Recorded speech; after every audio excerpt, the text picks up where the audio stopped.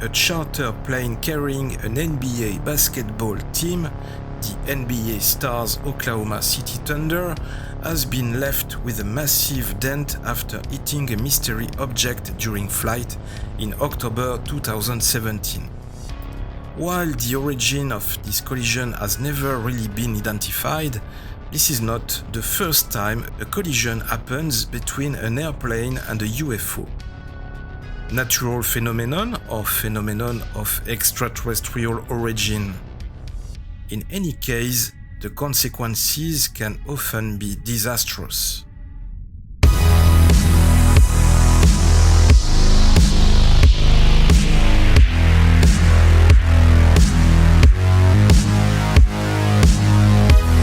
Section 51.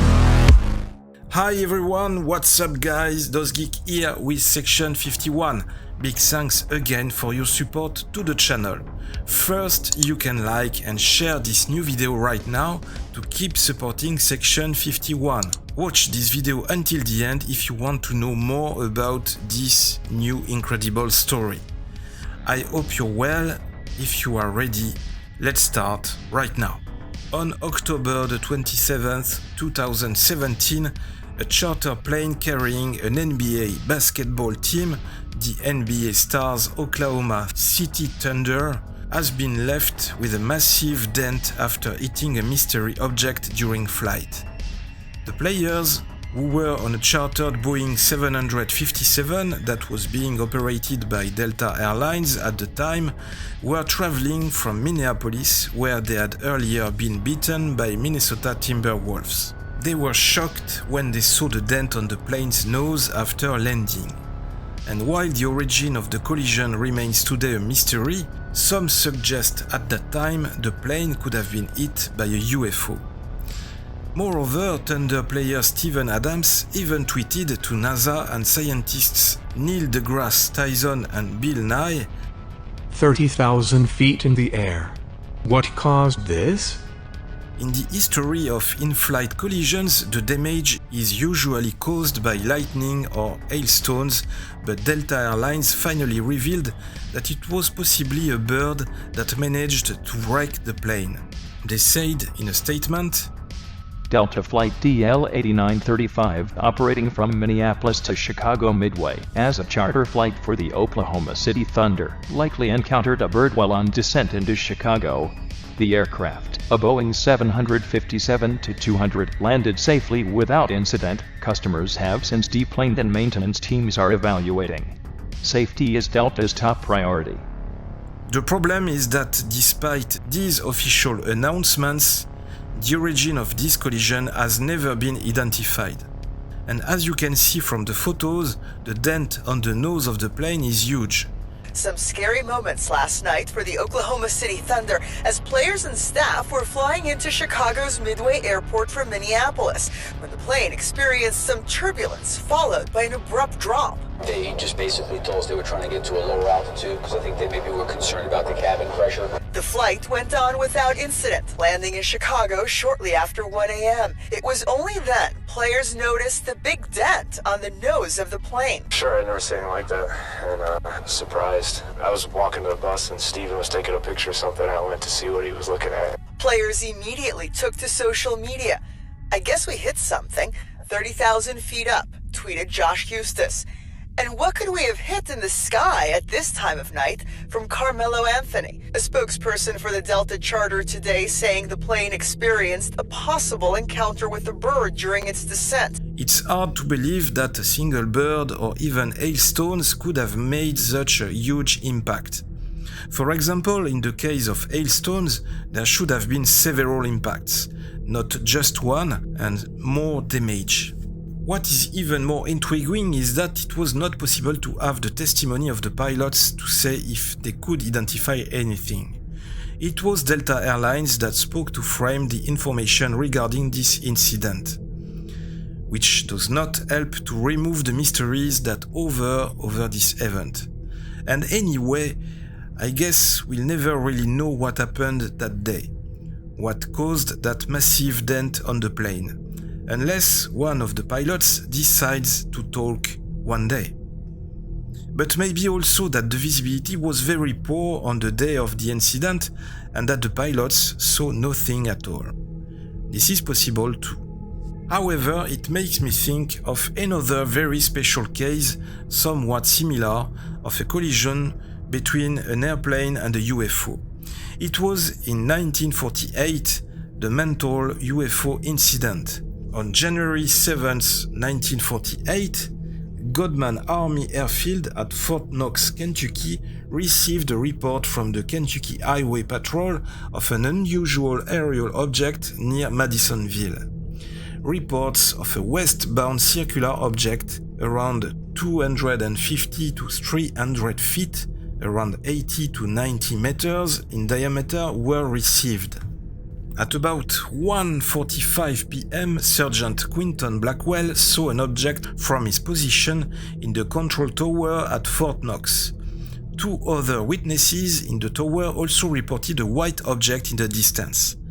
Colonel Guy Hicks, the base commander, reported an object he described as very white and about 1/4 the size of the full moon. Through binoculars, it appeared to have a red border at the bottom. It remained stationary, seemingly for 1.5 hours. Observers at Clinton County Army Airfield in Ohio described the object as having the appearance of a flaming red cone trailing a gaseous green mist and observed the object for around 35 minutes. Another observer at Lockbourne Army Airfield in Ohio noted just before leaving it came to very near the ground, staying down for about 10 seconds, then climbed at a very fast rate back to its original altitude, 10,000 feet, leveling off and disappearing into the overcast heading 120 degrees. Its speed was greater than 500 miles per hour, around 800 kilometers per hour, in level flight. 4 F-51D Mustangs of Sea Flight, 165th Fighter Squadron Kentucky Air National Guard, one piloted by Captain Thomas F. Mantle, were already in the air and told to approach the object. One pilot's Mustang was low on fuel and he quickly returned to base. The other two pilots accompanied Mantle in steep pursuit of the object. They later reported they saw an object but described it as so small and indistinct that they could not identify it. Mantle ignored suggestions that the pilots should level their altitude and try to more clearly see the object. Some sources reported that Mantle has described an object which looks metallic and of tremendous size. But according to Air Force Captain Edward J. Ruppelt, the first head of Project Blue Book, others disputed whether or not Mantle actually said this. Only one of Mantle's wingmen, Lieutenant Albert Clements, had an oxygen mask, and his oxygen was in low supply. Clements and the third pilot, Lieutenant Hammond, called off their pursuit at 22,500 feet, around 6,900 meters. However, Mantle continued to climb.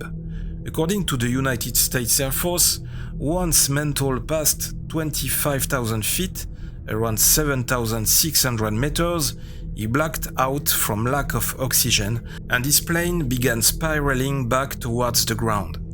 A witness later reported Mantle's Mustang in a circling descent. His plane crashed on a farm south of Franklin on Kentucky's border with Tennessee.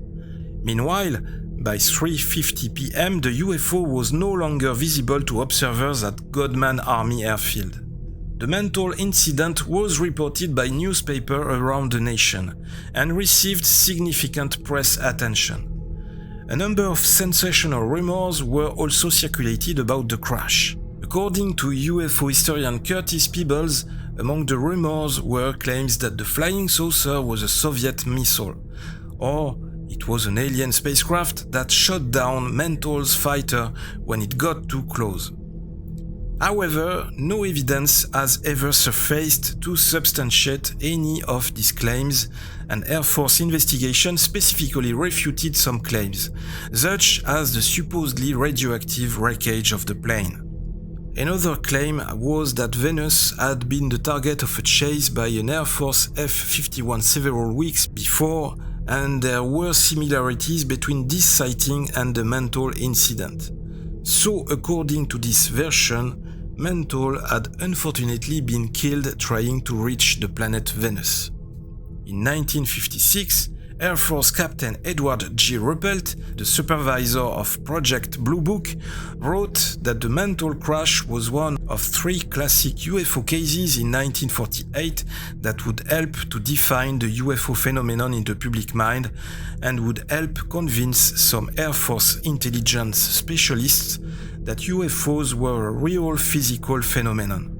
Ruppelt's other 2 classic sightings in 1948 were the Childs-Whitted UFO encounter and the Gorman dogfight.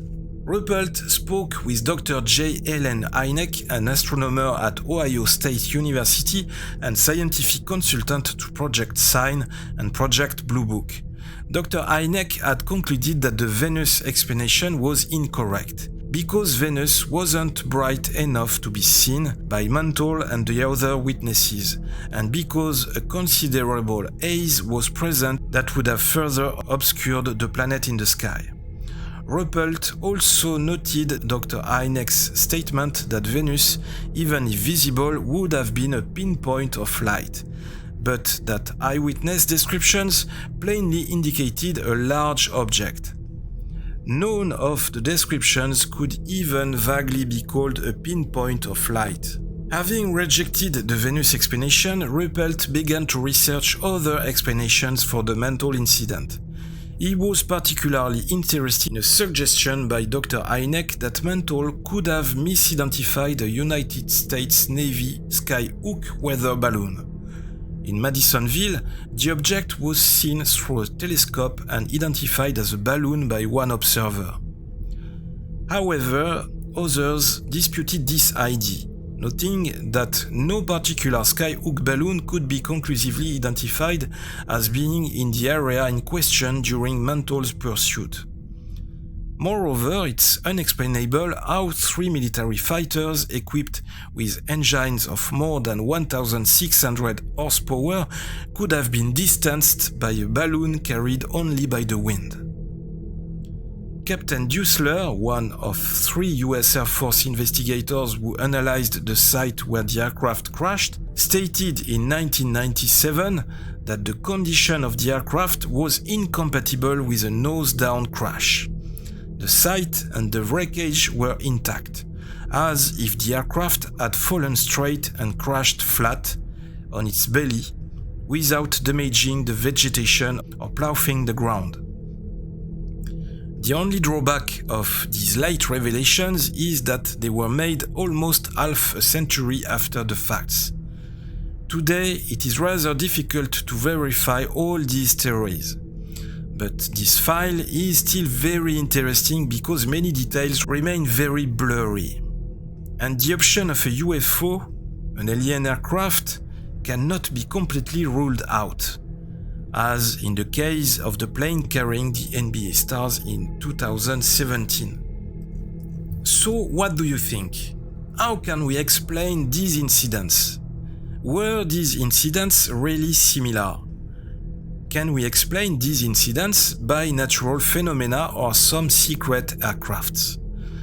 How would you explain all this?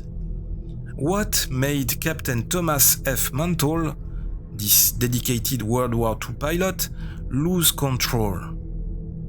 Could a spherical UFO have been responsible for these 2 accidents? A very large and spherical UFO moving very fast with uncommon trajectories and moves. Was NBA Star's plane really hit by a UFO in 2017? Was it the same UFO as in 1948? Please share with me your feelings of these unexplained cases. Leave me your comments in the description below. I hope you enjoyed this video. Section 51 is on social networks, Facebook, Instagram, Twitter. Don't forget to like this video, to share it, to subscribe, support Section 51. Thank you. I'll be back really soon. Open your eyes, watch the sky, live long and prosper.